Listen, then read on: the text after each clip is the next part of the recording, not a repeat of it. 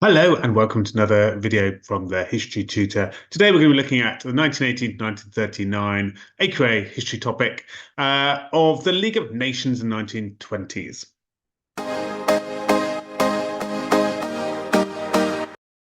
The League of Nations in the 1920s then is one of the big topics of the AQA 1918 to 1939 exam. And it's about that build-up of conflict and tension starting to take place and how the League of Nations starts to fail, or maybe it's a success. You can make that decision yourself. We're going to look at that big 16 marker that's quite a tempting one for the exam board to give you about just how successful was the League in the 1920s.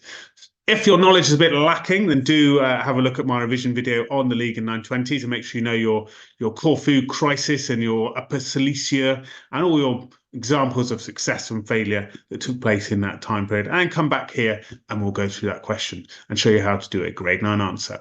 But firstly, let's see how well you have recapped your knowledge with a little quiz. Here we are then. Here is the said quiz. And how well do you know these facts? So these are all conflicts and events that took place in the 1920s and the League of Nations was trying to resolve, or maybe it's to do with the commissions. So have a look through the questions and see what you can remember. Obviously, if there's an event here you're not sure about, then please don't panic. You just need to know a good number of successes and failures. Different textbooks have different examples in them. I've just tried to give you a range of different facts that might be useful here. So pause, have a go, see what you can remember. All right, so here are the answers then. So when did the French invade the Ruhr? So 1923, the Ruhr crisis. Those people doing the Germany topic as well, be aware of that. Which place did the Polish and Czechs fight over? Teschen. So again, suggests that the self-determination of the Treaty of Versailles was not a success in a number of these events here, that countries fought over with border skirmishes for things they thought should have been in their own country. So useful examples here about the failure of the Treaty of Versailles as well. So name the treaty that gave Poland 20,000 kilometers of Russian land, the Treaty of Riga. Why did the League not stop war between Russia and Poland? Well, perhaps they were not that interested in helping communist Russia. Britain and France and America, for instance, were giving money to the White Army, which was the anti-communist army in the Russian Civil War. In 1921, the League solved problems in the Ireland Islands, and that was between Sweden and Finland, a good example of success. In 1920, the League solved a dispute between Germany and Poland over which area? Silesia, and they split it into two.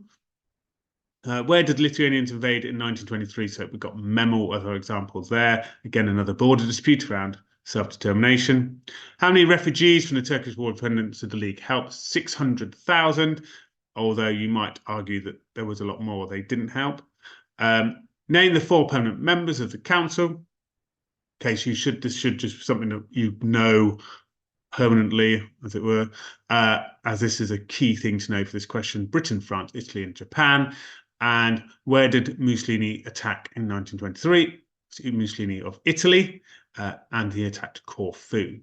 So those are some really good examples to know. Obviously, there are more as well on my revision video. Hopefully, you've seen it.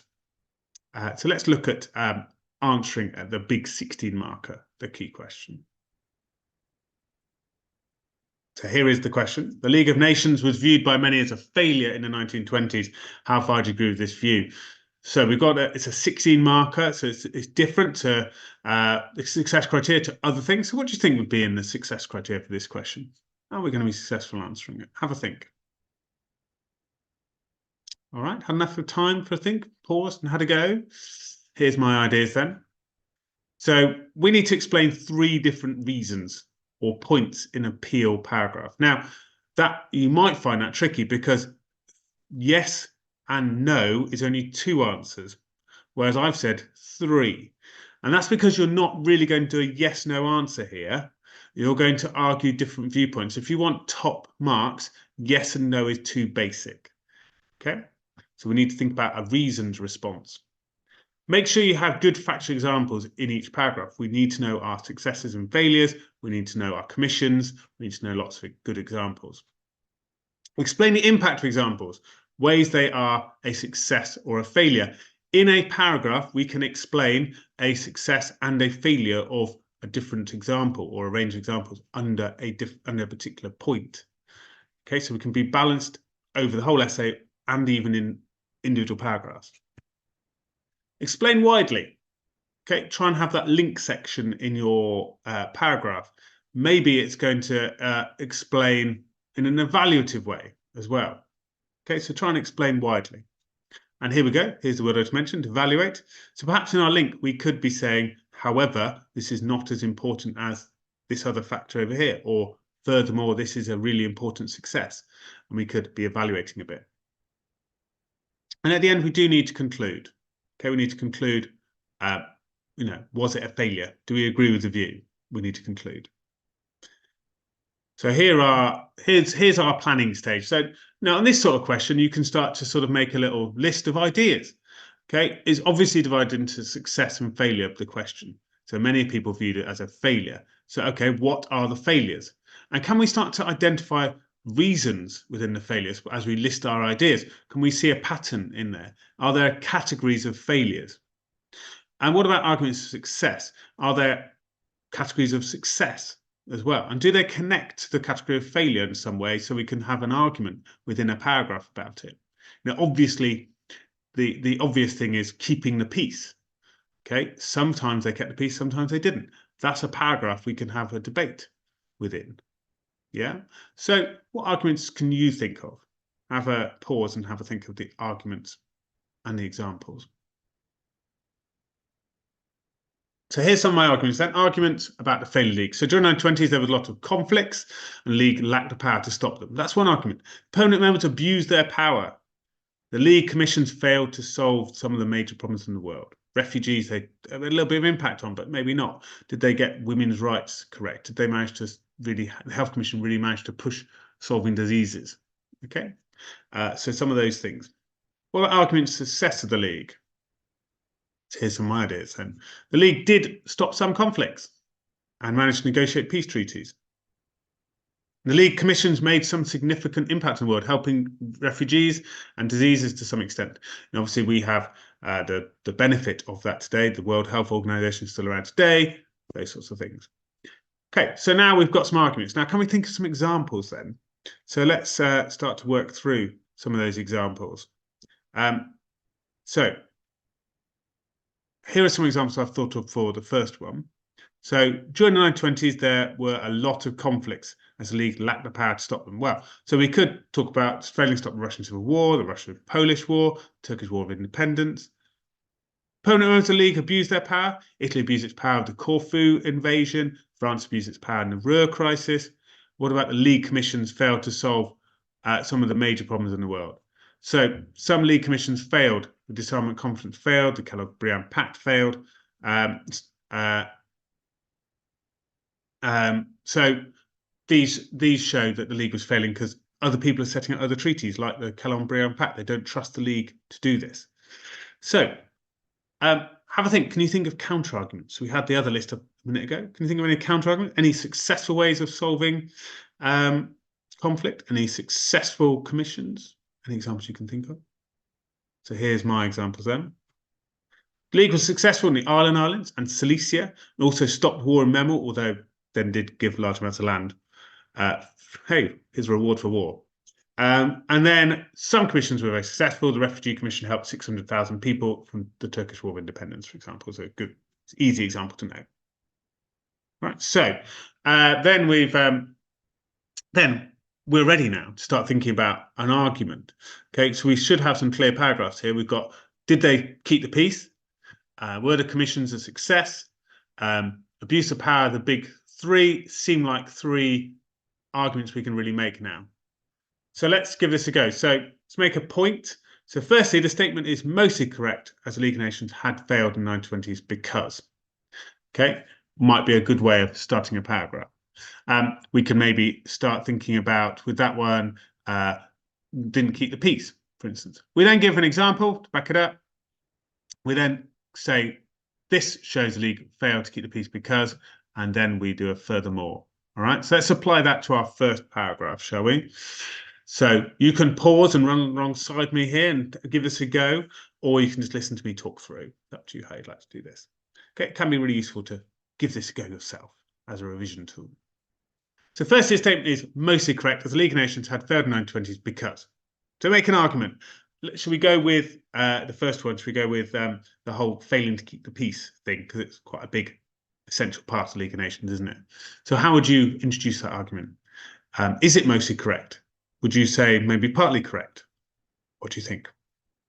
All right, so here we go then. Here's my starting sentence. So firstly, the statement is mostly correct, as the League of Nations had failed in the 1920s because it lacked the power and strength to stop conflicts.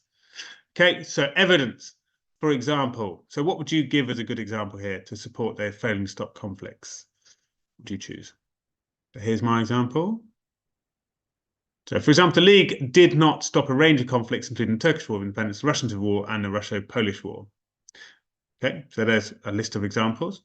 Could be as simple as that. Right, so now we need to explain. This shows the League was a failure in the 1920s because.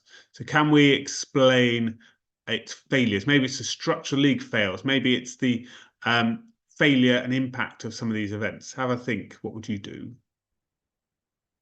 So here's my response.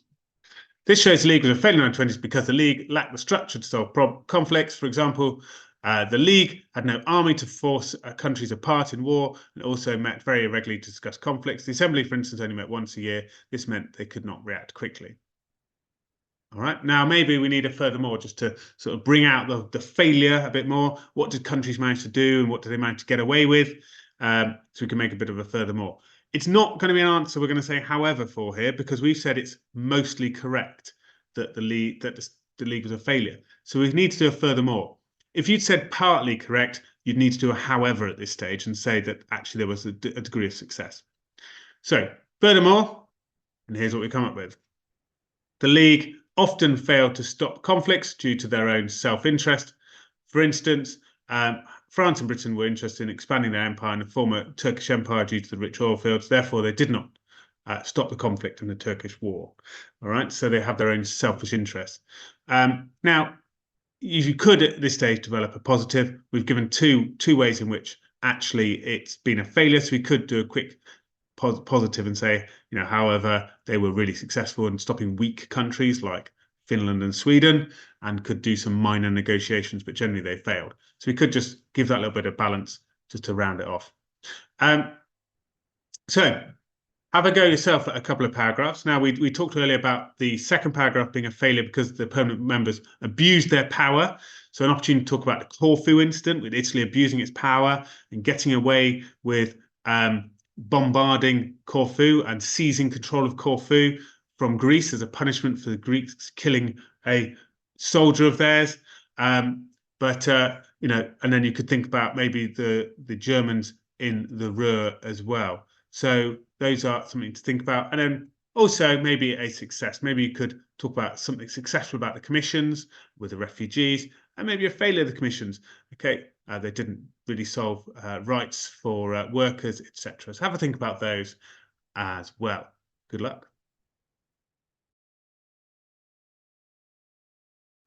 Well, I hope you found that 16 marker on the League of Nations 920 useful, and it's helped you recap your knowledge and really think about how you're going to create a strong argument for your 16 marker questions. All right, so do look out for more videos on the way, and I'll see you all soon. But otherwise, it's bye-bye for now.